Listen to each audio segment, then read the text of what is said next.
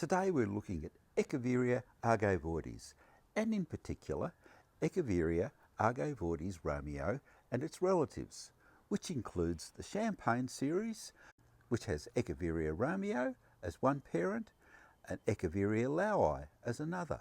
We'll look at a few other hybrids along the way. Here's James Lucas from Succulents Australia to tell us all about it. Today I thought I'd show you Romeo and some of the hybrids that have come from it. Romeo's an unusual sort of mutation, but this fella here is probably 5 or 6 years old. It's in a very porous pot, so it dries out really easily, and it's actually done well. There's a bit of a funny story about it. When it first came out, this one came from Kors in Germany, and the Dutch were growing it. And the Koreans used to go over there and buy them and take them in the thousands back to Korea. And unfortunately, they're a bit humid in summer in Korea. And this one earned the nickname and the reputation of sudden death. So you have to beware, it's not the easiest one to grow. When you're growing this is what I consider a fussy plant. And considering this is called sudden death, I'll show you how to make it keep alive. This is bottom watering or whatever. Now I've got here a bucket of water. All our pots have big holes in the bottom. Now what we'll do is we'll let that soak for a minute or two, and there's no water on the foliage. And this is one of the things that will cause the fungal issues. Water sitting in the foliage causes the problem if you don't have enough wind. That's why your plants need to be kept in a well-ventilated, airy position. Now by now, water will have soaked up about a third or half the way up the root zone in here, and you'll have it much heavier. It's much, much heavier. You can feel it. So you can often judge how much water is in your plants by the weight of the pots. So you let them dry right out first, then let them drain. Now he's been well watered. He'll be happy for a month or so. Now Romeo comes from corduroy, which is a natural variety or cultivar that occurs in Mexico. But it's actually a mutation of it that actually had bright red pigmentation in the leaves. So this is where this grouping came from originally. So Romeo is a natural one, and what happens is, because it's a mutation, you get a lot of variations. Now in Korea they call the green version of Romeo Sirius, and then you get like pale pink, sort of reddy, mid pink, and a dark pink. But there is one really special one, and it's called Romeo Rubin. Now this again is another selection. Extra dark, brilliant red in summer, and this is superb one. Longer, finer leaf, but this is now seed sometimes. So what you're seeing here is a varied group. If you grow a batch of seed, you'll get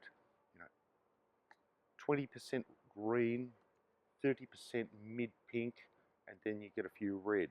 But this particular specimen here, we've chosen this one because it really has a short, fat, broad leaf. It is really tight and compact, and this is actually a really good mother form to get seed from.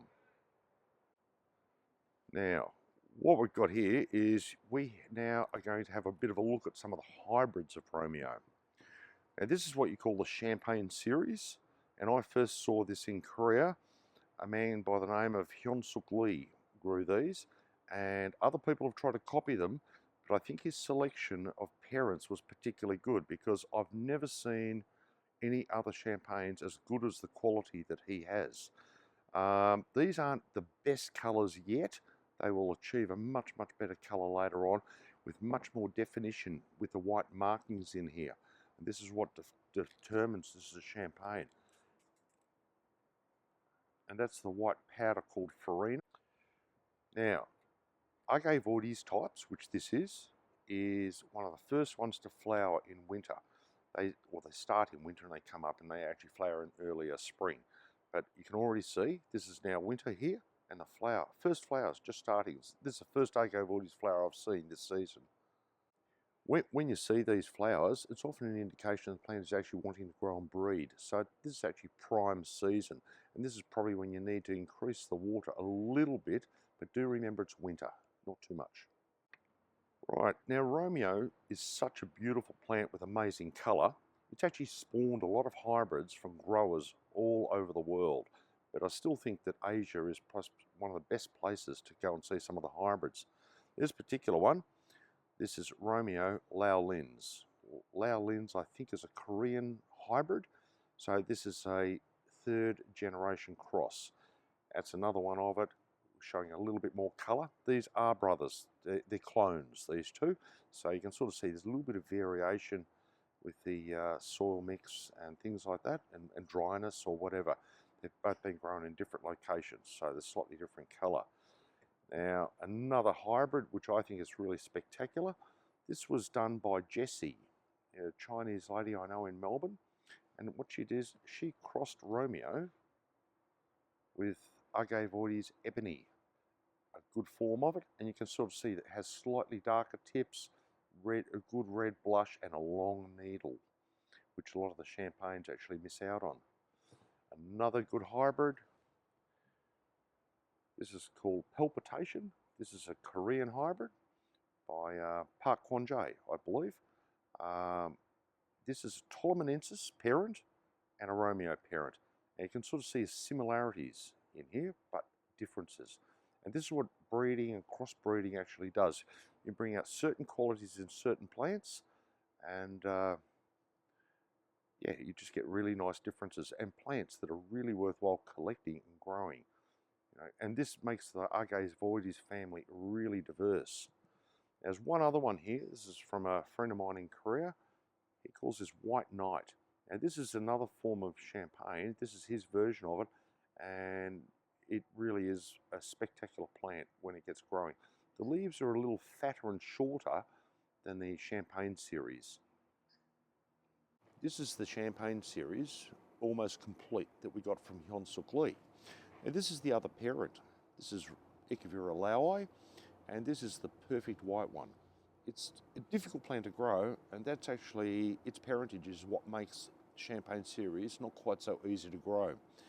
But its whiteness is the one that brings out the beautiful white powder marks in here, added to the colour of Romeo. Now remember before when we said that when you sow Romeo seed, you get a percentage turn out green, you get a percentage turn out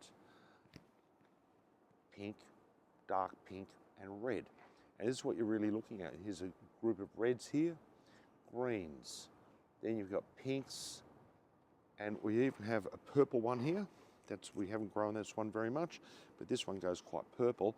And believe it or not, elsewhere in the nursery we have one super purple. It's almost like a black purple. Absolutely superb.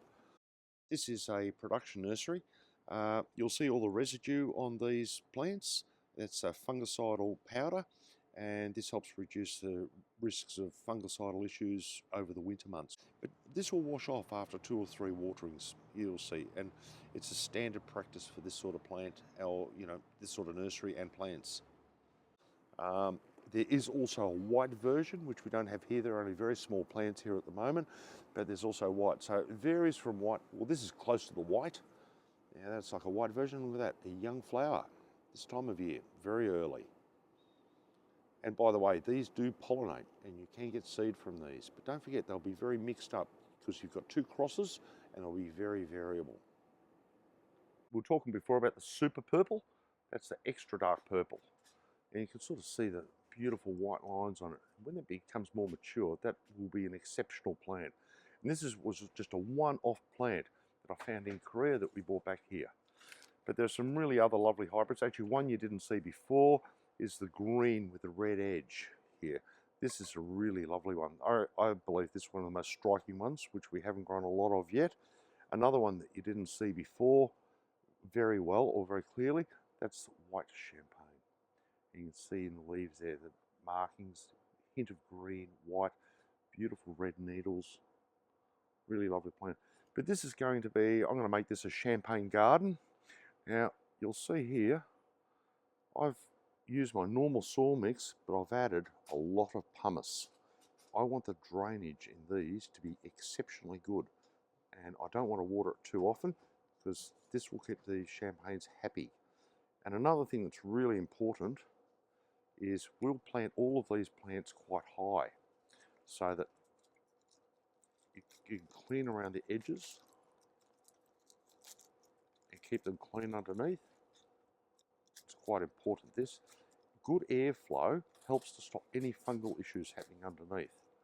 And so we'll plant them up high and we'll put a good sized gravel underneath these, keep them up quite high, and you don't get water gathering around the base, and when the old leaves die, they'll dry out well with good airflow and they won't create fungal problems. So always when you're planting, clean your plants up around underneath, take off all dead leaves, and you can see he's already been planted with gravel on there, and a little bit of fertilizer in here, not much. We do want them to grow, but we don't want a lot. But this will be a beautiful bowl of all champagnes. Echeveria agavoides are one of James Lucas's favourite group of plants, and he's done a lot of work with them over the years. In a future video, we'll take a closer look at Echeveria agavoides and some of the wonderful varieties that are available. Subscribe to the YouTube channel for regular updates on a whole range of succulents, and as always, good luck with your gardening.